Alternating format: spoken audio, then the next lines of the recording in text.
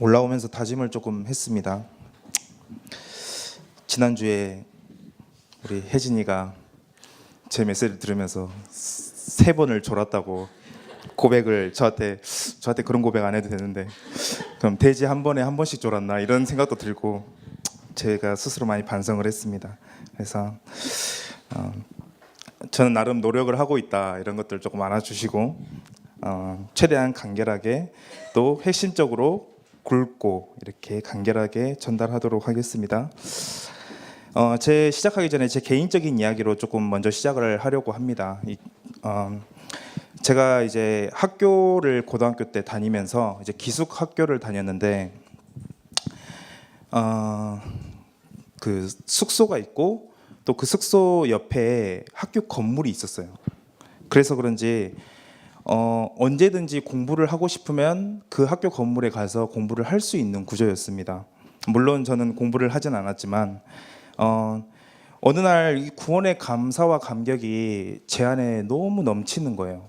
그래서 이거를 어떻게 주체할 수가 없어서 저도 지금 돌이켜보면 왜 그랬는지 모르겠는데 무작정 성경책을 들고 그 교실로 갔던 기억이 있어요. 새벽 3시쯤 됐던 것 같습니다.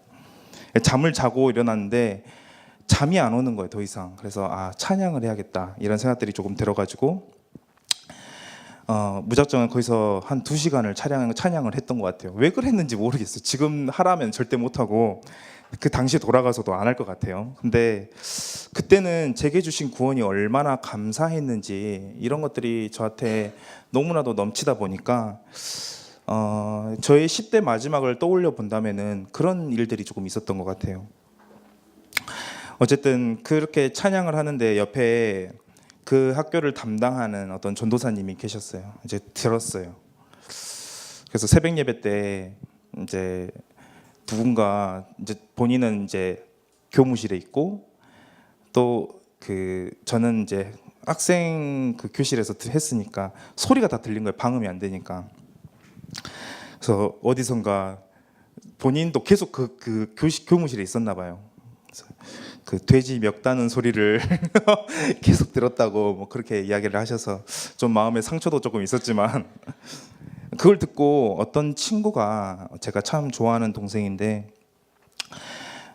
자기도 그 다음 날부터 하겠다고. 근데 저는 솔직히 다음 날은 못할 것 같더라고요. 제 스스로가 그때 너무 감정이 복받쳐서 그렇게 한 거지 지속할 생각이 없었는데 그 친구도 한다고 하니까 그래 하자 해서 또 했어요. 지속을 했겠습니까? 네, 하지 못했죠. 근데 제가 어떤 이야기를 말씀드리려고 하니까 그 친구의 신앙을 조금 돌이켜 보면은 굉장히 그런 데서 많은 열등감을 느꼈던 친구였던 것 같아요. 지금 생각해 보면은 그 아이의 어떤 신앙이 없었다라고 해도 될 만큼 되게 색깔로 표현하자면 회색빛이었어요. 회색빛. 모든 게 본인의 것이었고 또 본인의 캐릭터도 없고 누군가 이거를 뛰어나게 잘 한다면은 그거를 바로 답습해 버리고 또 바로 자기 것으로 만들어 버리는데 지속은 못하고 항상 이런 열등감을 가지고 신앙생활을 해왔던 어떤 한 친구가 이렇게 생각이 납니다. 왜 이런 이야기를 앞서 이렇게 드리냐면은 오늘 할 이야기의 주제이기 때문이요.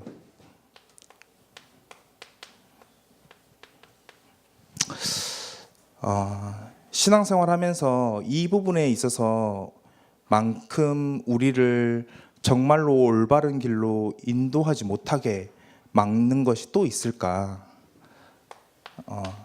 좀 생각이 들어요. 우리 인생 전반에 이 의식이 우리에게 조금 가득하다. 비교의식.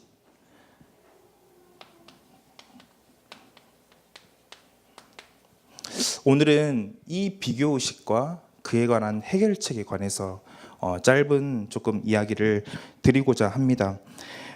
여러분들 비교의식과 열등감의 차이가 먼저 그 차이부터 살펴보는 것이 되게 좋을 것 같아요. 엄밀한 구분이 있어요. 비교의식은 여러분들 쉽게 생각해서 저는 비교의식은 필요하다고 생각합니다. 왜 그러냐면은 더 나은 것을 고르는 행위이니까. 그렇지 않아요? 무엇이 더 나은지를 여러분들 물건 고를 때 그냥 처음 거 고르는 거 아니잖아요. 몇 개 비교해보고 고르잖아요. 더 나은 것을 비교해서 고르는 의식 행위가 비교 의식인 거예요. 무엇을 더 선택할 것인지. 또 제가 창현이를 보면서 창현이와 내가 창현이가 나보다 조금 더 낫네 이렇게 생각해 볼 수 있잖아요. 그렇죠? 그거는 결코 문제가 될 것이 없죠. 나도 그럼 창현이처럼 되려면 어떻게 해야 되지?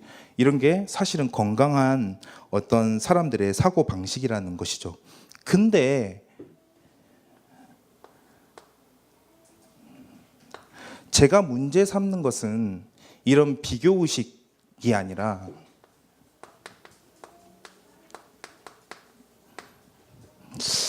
이상하죠? 그냥 단순한 어떤 비교를 넘어서서 우리가 열등감으로 빠지게 되면은 어떤 감정이 싹 트는 거를 볼 수가 있어요.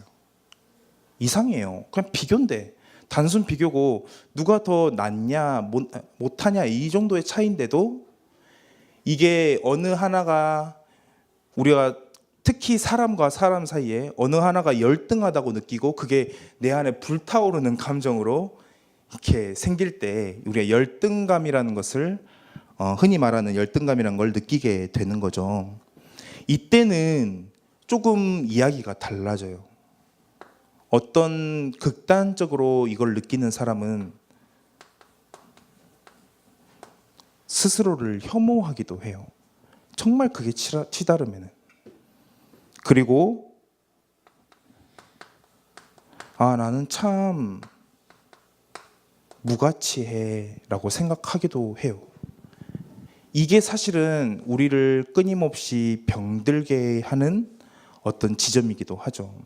비교의식은 다시 말해서 나쁜 것이 없어요. 근데 이 열등감으로 발전하게 되면은 우리가 스스로를 혐오하게 되고 우리 스스로를 무가치한 존재라고 여기기 때문에 이 지점에서 문제가 발생이 됩니다. 이 열등감은 삶의 전반적으로도 나타나기도 하고 또 신앙생활에서도 나타나기도 합니다. 제가 누군가의 말을 조금 인용해서 말씀을 드리려고 해요. 우리 여러분들 C.S. 루이스 다들 잘 아시죠? 이 C.S. 루이스의 말이 저는 굉장히 인상 깊었어요. 한번 들려드리도록 하겠습니다.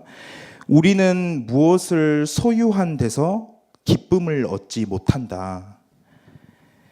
근데 어디서 기쁨을 얻냐면은 곁에 있는 사람보다 더 많이 가졌다는 사실에 즐거움을 얻는다라고 말했어요. 다시 말하면은 내가 잘생겼다는 거에 만족을 하지 않는다는 거예요. 기쁨을 얻지 않는다는 거예요. 내가 잘생기고 내가 어떻게 능력이 뛰어나고 부유한 거에 대해서 기쁨을 얻는 것이 아니라 내가 이은이보다 더 잘생기고 내가 창현이보다 뭐가 더 낫지? 창현이보다 키는 좀 작지만 너 이렇게 잘났구나. 하여튼 어떤 이 사람보다 더 부유하고 더 잘생기고 더 뭔가 뛰어난다는 점에 우리는 기쁨을 얻는다고 C.S. 루이스는 말을 했죠. 따지고 보면 그렇죠. 저는 제 얼굴이 굉장히 큰 편이라고 생각을 하고 있습니다. 근데 또 하나는 이걸 또 언제 느꼈냐면은 지난번에 사진 찍었는데 옆에 성경이가 앉아 있는 거예요. 이게 저애만큼은 피하고 싶었는데 같이 찍게 돼가지고 그게 좀 여실히 그 원근법이 무시된 어떤 사진을 이렇게 보게 됐죠. 근데 제가 만약에 그럴 일은 없겠지만 최홍만 옆에 이렇게 있다면은 어떻게 될까? 여러분들 저를 소두증에 걸린 게 아닐까라고 생각할 정도로 더 작아 보이기도 하겠죠. 너무 상대적인 거예요. 무슨 반응? 끝나고 나와요. 어쨌든 우리가 누군가보다 더 갖고 있다라는 거에 대해서 기쁨을 느끼고 있다라고 이야기를 하고 있죠. 록펠러의 말도 유명한 말이 있어요. 뭐냐면은 어떤 기자가 록펠러에게 물어봤어요. 한 사람이 한 사람을 행복하게 만들기 위해서는 무엇이 필요합니까? 라고 질문했는데 너무나도 유명한 말입니다. 뭐라고 얘기했냐면 그저 조금만 더 많이 있으면 됩니다 라고 말을 했어요. 다른 사람보다 그저 조금만 더 많이 있으면 그 사람은 행복해질 수 있다라고 이야기를 한 거죠. 얼마나 우리가 이 비교의식과 이 비교의식에서 발전된 열등감을 가지고 인생을 살아가고 있는지 그에 대해서 단편적으로 우리에게 알려주는 말이기도 하죠. 여러분들 잘 알고 있죠. 다윗을 향한 사울의 질투. 사무엘상 18장에 그 질투가 나와 있잖아요. 아니 여인들이 놀면서 막 노래를 불러요. 다윗이 죽인 사람은 사울이 죽인 사람은 천천히인데 다윗이 죽인 사람은 만만이다라고 하니까 그 뒤에 사울이 하는 말, 사울을 표현한 말이에요. 제가 읽어드릴게요. 그 말에 불쾌하여 심히 노하며 질투가 완전히 난 거죠. 그리고 또 어떤 표현이 있었냐면은 그날 후로 사울이 다윗을 주목하였더라라고 돼 있어요. 질투가 이제 끝에 달한 거예요. 얼마나 우리는 이 가운데 고통을 가지고 살아가는지 모릅니다. 우리가 이 부분에 대해서 여러분들 의식하든 의식하지 않든 고통을 가지고 있다. 그러면 어떻게 해결해야 될까요? 해결해야 되는 지점은 어디죠? 이에 대해서 세상의 솔루션은 바로 이거예요. 어떤 사람은 이 열등감을 좋은 곳으로 바꿔. 이 열등감을 너가 너의 성공을 위한 연료로 사용해. 그렇게 이야기를 하고 있어요. 근데 저는 그게 과연 그럴까라는 생각이 드는 거예요. 왜냐하면은 마치 이런 얘기와 똑같은 거예요. 너 다이어트를 하고 싶어? 그러면은 절식해. 밥을 끊어. 밥 먹지 마. 금방 효과가 나타날 거야. 근데 그게 어떤 방법이죠? 자꾸만 나를 피폐하게 만드는 방법이라는 거예요. 다이어트와 같이 이 열등감을 이용한 내가 끊임없는 나의 무언가의 추구는 결국은 스스로를 파괴시킬 뿐만 아니라 아무런 만족도 얻을 수 없다. 이렇게 볼 수가 있어요. 또 하나의 솔루션은 뭡니까? 야, 이렇게 하지 말고 자존감을 키워, 자존감을. 네 스스로가 기준이 돼서 남들과 비교할 거 없어. 스스로가 기준이 돼서 너의 페이스대로 살아. 그런 말 흔히 많이 하잖아요. 근데 저는 글쎄요. 그것도 과연 답일까요? 답일까요? 저는 아니라고 생각해요. 성경은 많은 부분에서 오히려 자존감이 높아 보이는 그 사람에게서 특별히 더 많은 문제를 일으키고 있다는 걸 성경은 말하고 있어요. 왜냐하면 자기의 기준이라는 게 도대체 뭡니까? 창세기 3장의 기준 아닙니까? 그럼 내 기준대로 산다는 것은 창세기 3장의 기준대로 산다는 건데 완전히 틀린 어떤 자존감의 기준을 가지고 살아가고 있다는 거예요. 그래서 저는 오늘 그러한 문제의 해결이 아니라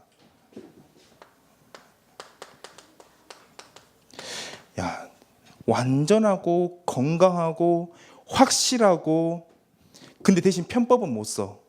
너무나도 단단하고 명확한 여러분들께 해답을 소개해주고 싶어요. 오늘 본문이 바로 그러한 해답이라고 볼 수가 있습니다. 가장 건전하고 건강하며 확실한 방법이 오늘 본문 안에 나와 있다. 그래서 그 첫 번째입니다. 첫 번째예요. 이 방법이, 이 해답은 뭐냐? 이 해답은 뭐냐? 22절에 나와 있어요. 22절에. 뭐라고 되어 있죠? 네 무슨 상관이냐? 무슨 상관이냐? 너는 나를 따르라. 나를 따라. 아니, 그 곁에서 예수님께 가장 사랑을 많이 받는 요한을 베드로가 은근히 신경이 쓰였나 봐요. 은근히. 그 요한은 최후의 만찬 때 여러분들 막 그 유명한 그림 있잖아요. 최후의 만찬. 거기서 예수님 품 안에 막 이렇게 있었던 그 제자 있죠. 그 제자가 바로 요한이에요. 예수님께 사랑을 받았다는 표현을 굉장히 많이 쓰고 있고, 요한복음을 보면 또 요한일서를 보면 사랑이란 단어가 엄청나게 많이 나와요. 이 사람은 그리스도를 사랑으로 이해했어. 그만큼 서로 긴밀하게 사랑했던 사이인데 이 베드로가 이를 시기했던 것 같아요. 근데 이 예수님은 베드로에게 너는 죽을 거야, 하나님의 영광을 위해서 죽을 거야 라고 하니까 베드로가 이 요한은 그러면은 어떻게 되겠사옵니까? 라고 질문하고 있는 거예요. 오늘 예수님의 솔루션이 저와 여러분들의 그런 해답이 되기를 바라겠습니다. 뭐라고 했죠? 무슨 상관이냐? 무슨 상관이냐? 너는 나를 따르라 라고 되어 있어요.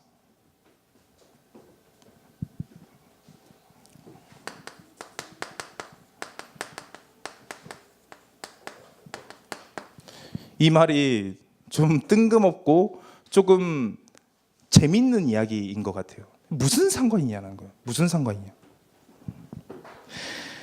저는 이 말씀이 저에게 있어서 얼마나 위로의 말씀인지를 모르겠어요.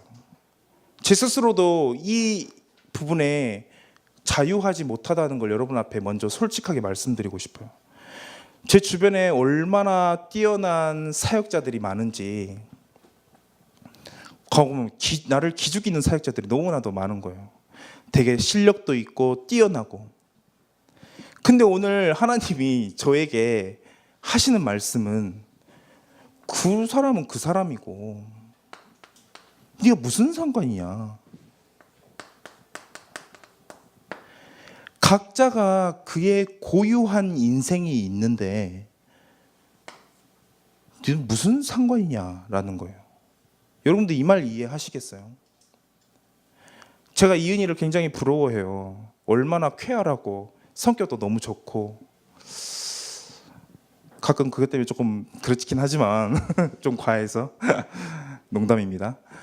어쨌든 얼마나 부러운 게 많은지 모르겠어요. 근데 그건 이은이에게 주신 하나님의 거예요. 저에게 따로 있어요. 얼마나 대단한 사람이 많습니까? 내 주변만 보더라도 너무나도 앞서 달려가서 도저히 잡을 수 없는 그 사람이 있어요. 근데 오늘 예수님께서 하시는 말씀은 무슨 상관이냐, 그게 뭔 상관이야 너하고. 상관없어. 각자의 인생이 있다라는 거예요. 요한복음 21장 23절을 여러분들 보시겠어요? 이 부분을 요한이 한 번 더 언급해요. 그래서 무슨 상관이야 너는 나를 따르라 라고 하니까 요한이 이 말이 굉장히 논란이 있을 거라고 생각했는지 모르겠지만 그거에 대한 해석을 해요. 뭐라고 하고 있죠? 그 제자는 죽지 아니하겠다 하였으나 예수님의 말씀은 그게 아니다. 내가 올 때까지 그를 머무게 할지라도 네게 무슨 상관이냐라고 하신 거예요. 대체 그 인생이 너에게 어떤 상관이 있냐? 아무런 상관이 없다. 너는 네 인생을 살아라라고 얘기를 하고 있는 거예요. 너무나도 저에게는 굉장히 위로의 말씀이 아닌가 이런 생각들이 듭니다. 그의 인생이 각자 있다는 거예요. 여러분들 성경 하나 펼쳤으면 좋겠어요. 고린도전서 3장 6절의 성경인데 여러분들 성경이 있으시면은 바로 여러분들 좀 펼치면은 고린도전서 3장 6절이 나오죠. 뭐라고 했죠? 이거는 바울이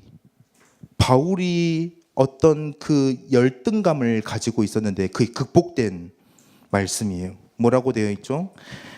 고린도전서 3장 6절이 뭐라고 되어 있는지 제가 읽겠습니다. 나는 심었고 아볼로는 물을 주었으되 오직 하나님께서 자라나게 하셨나니.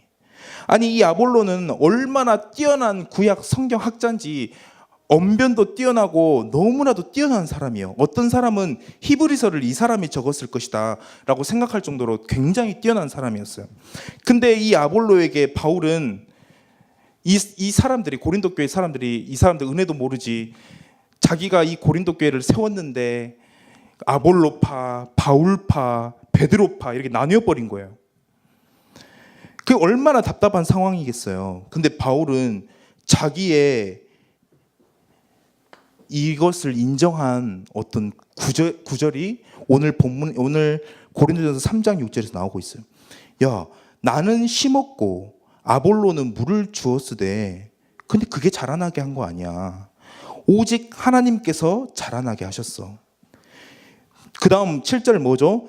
그런즉 심는 이나 물 주는 이는 아무것도 아니야. 아무것도. 오직 자라게 하시는 이는 하나님뿐이시다. 각자 일한 대로 상을 받을 뿐이지 자라게 하는 사람은 하나님뿐인데 그게 뭐야. 우리는 우리에게 맡겨진 일을 했을 뿐이야. 아볼로를 상관하는 모습입니까? 전혀 그렇게 느껴지지가 않죠. 그런 거에 흔들리지 않는 어떤 중요한 기준들을 보여주고 있어요. 고린도전서 4장 7절 우리 바로 또 넘겨서 한번 보시겠어요? 고린도전서 4장 7절, 저는 이 비밀이 여기 있다라고 봅니다. 고린도전서 4장 7절에 보시면은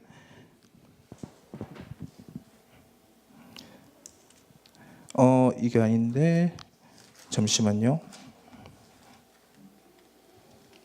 고린도 후서구나. 고린도 후서 4장 7절을 여러분들 보시면은 나와 있죠. 우리가 이 보배를 질그릇에 가졌으니 이는 심히 큰 능력은 하나님께 있고 우리에게 있지 아니함을 알게 하려 함이라 되어 있죠. 이 보배를 질그릇에 가졌으니. 왜 상관이 없는 줄 압니까? 왜 여러분들 이 의식 속에서 계속해서 고통을 받고 있는 줄 여러분들 혹시 아십니까? 사실은 이에 대한 이해가 사실은 없어서예요. 여러분들 스스로가. 내가 정말로 질그릇인데 내 안에 그리스도의 보배가 담겨 있구나. 이 얼마나 감사한 건지. 여러분들 생각해 보세요. 꼴찌끼리 서로 경쟁합니까? 여러분들 전교 꼴찌 해본 적 있어요? 전 있어요, 여러분. 전 중학교 때 해본 적 있어요. 공부 관심 없어요. 그냥 꼴찌끼리는 서로 위안해줘요. 너 잘하고 있니? 이번에 또 도덕책만 들고 가는구나. 막 이렇게 이야기를 한단 말이에요. 우리가 다 사실은 주님 앞에서 이거예요, 이거. 우린 지금 꼴찌끼리 경쟁하고 있는 거예요. 무슨 비교가 필요합니까? 하나님의 절대적인 영광 앞에 실은 다 죄인인데. 아니 얼마나 대단한 학교를 다니고 있습니까? 사실 우리가 복음 전하잖아요. 뭘로 봐야 됩니까? 죄인으로 봐야 돼요. 죄인으로. 그 죄인의 답은 복음밖에 없다라는 걸 우리는 너무나도 잘 알고 있잖아요. 사실 이 이해가 우리 안에 없기 때문에 자꾸만 비교하고 있는 것 아닙니까? 우리는 각자 받은 그 은혜대로 움직인다는 사실을 애써 눈 감고 무시하고 있다라는 것이죠. 그래서 여러분들 오늘 이 말씀을 통해서 무슨 상관이냐, 그냥 난 내 마음대로 살겠다가 아니라 예수님은 무슨 상관이냐, 너는 나를 따르라 라고 얘기를 하고 있어요. 예수님의 솔루션은 바로 이거예요. 먼저는 상관하지 마세요. 상관하지 마세요. 여러분들이 진짜 상관하고 집중하고 완전히 달려가야 될 지점이 따로 있다라는 거예요. 여러분들 비교의식 없애지 마세요. 사실은 그 비교의식을 어디다 갖다 대야 되냐면은 바로 여기다 갖다 대야 돼요, 여러분. 예수님께 그 비교의식을 갖다 대야 돼요. 이 말을 이해하는 은혜가 있기를 바라겠습니다. 지금은 죽어도 듣기 싫은 말씀 중에 하나라는 걸 저는 여러분들께 정말 잘 알고 있어요. 아니 무슨 시대가 어느 때인데 예수님을 닮으라고 얘기를 하고 있습니까? 도저히 말이 안 되는 이야기예요. 저는 그러기 싫어요. 제겐 더 필요한 건 윤택한 삶이지 이런 어떤 고난이 예비되어 있고 뻔히 보여지는 생각 속에 느껴지는 그런 길이 아니란 말이에요. 그렇게 생각할 수 있습니다. 그리고 저는 인정을 해요, 그걸. 근데 제가 이번 주에 책을 한 권을 읽었는데 저한테 굉장히 인상 깊은 구절이 있었어요. 제가 읽어드리겠습니다. 내게 하나의 문이 열렸습니다. 그래서 나는 그 안으로 들어갔습니다. 그런데 거기에서 100개의 닫힌 문을 만나게 되었습니다. 이게 그 구절의 끝이었어요. 근데 저는 그 구절을 읽는데 이게 왜 이렇게 생각나는지, 저는 다 알았다고, 다 괜찮다고 그 문을 열었는데, 이제 다 알겠어 하고 문을 열었는데 내 앞에 놓여 있는 거는 100개의 닫힌 문인 거예요. 100개 닫힌 문. 막막하겠죠. 근데 이 한 문을 열었는데 그 기쁨이 너무나도 넘쳐서 이 100개의 닫힌 문이 하나하나가 저한테 하나의 미션처럼 보여지는 거예요. 이 문을 열면 또 그 다음 문을 열면 이 그리스도의 엄청난 은혜가 내게 더욱 선명하게 보여질까? 이 두 번째 문, 이 세 번째 문을 열면 열수록 내게 허락하신 그 계획을 더 알 수 있을까? 이게 저한테는 그 구절을 읽는데 막 새롭게 느껴지는 거예요. 그치. 내 인생 내가 다 안다고 생각하지만 사실은 그 문을 열면 또 다른 닫힌 100개의 문을 만난 것 뿐이야. 근데 우리 주님께서 허락하신 그 길은 결코 고난과 슬픔의 길이 아니라 바로 그 기쁨의 길이야. 너는 나를 따라. 예수님께서 그렇게 말씀하실 때는 고통을 주기 위해서 하시는 게 아니라는 걸 여러분 너무 잘 알고 있잖아요. 기쁨을 주시기 위해서.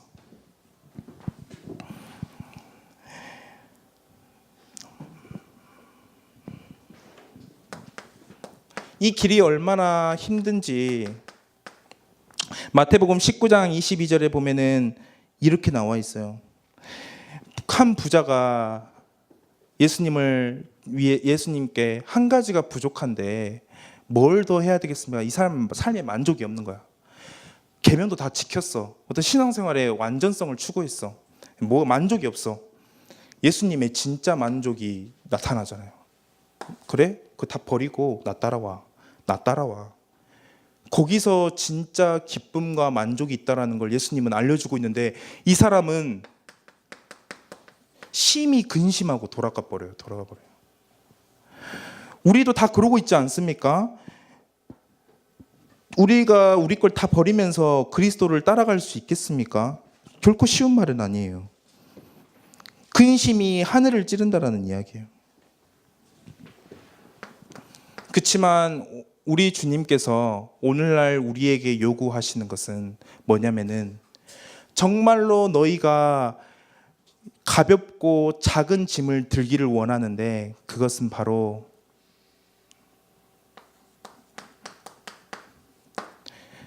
이 그리스도 예수를 닮아가는 길이야. 제가 지난 시간 1번 대지에서 이에 대해서 아주 그래도 조금 자세히 설명을 했어요. 여러분들 다시 조금 들어보셨으면 좋겠어요. 예수님이 어떻게 인생을 통해서 말씀에 순종했는지, 또 뭐가 있습니까? 얼마나 그의 사역에 있어서 성육신하면서 그 낮은 자리에 들어갔는지, 여러분들 누군가에게 그래 본 적이 있으십니까?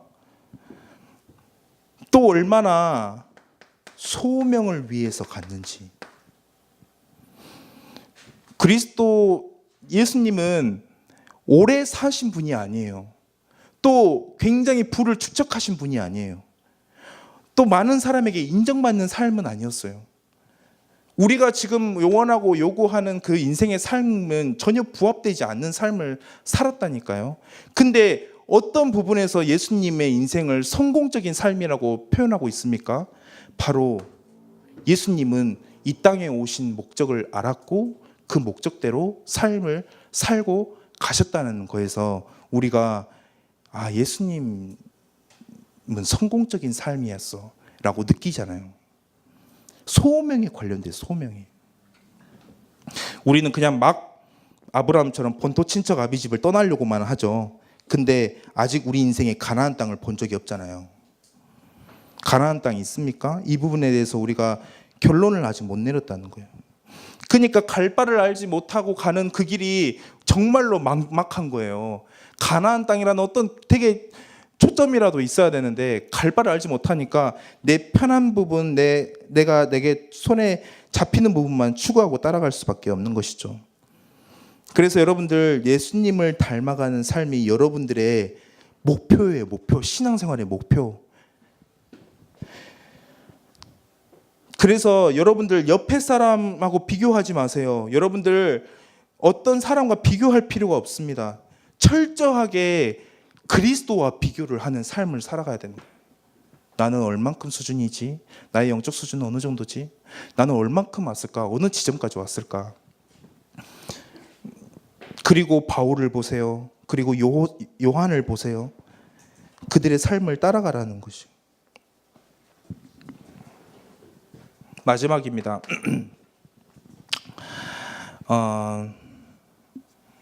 여러분들은 이 부분에 있어서 날마다 복음 앞으로 가까이 가기를 원하는데 또 하나의 비교점이 있어요. 비교점. 비교의식을 가져야 될 것들이 있어요. 예수 그리스도도 맞지만은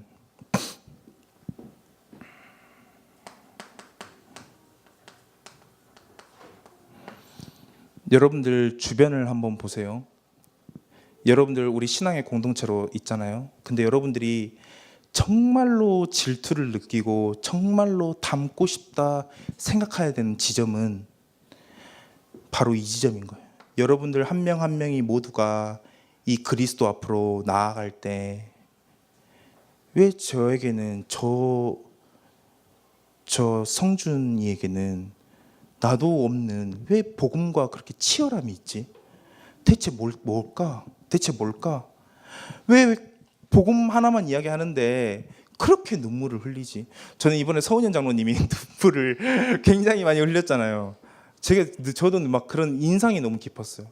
복음에 관해서 별로 그냥 만날 땐 되게 무뚝뚝해 보이는데 복음에 관해서는 왜 그렇게 눈물이 날까? 전 욕심이 나는 거예요. 저는 그분의 그 신앙의 깨끗함에 대해서. 여러분들 주변을 살필 때 누가 더 큰 응답을 받았냐? 누가 더 대단한 어떤 현장에서 인도받고 있냐? 그런 거 비교할 거 없어요. 무슨 상관이냐는 거예요. 그게 여러분 인생도 아닌데. 여러분들이 정말로 그 주변에서 상관해야 될 것은 어떻게 그 사람이 그리스도 앞에 더욱더 가까이 갈 수 있었을까? 어떻게 그럴 수가 있지? 바울이 아무것도 잘난 거 없는 바울이 이렇게 얘기했어요. 이것만 보고 우리 저희 마칠게요. 이거는 꼭 봐야 될 것 같아요. 고린도전서 11장.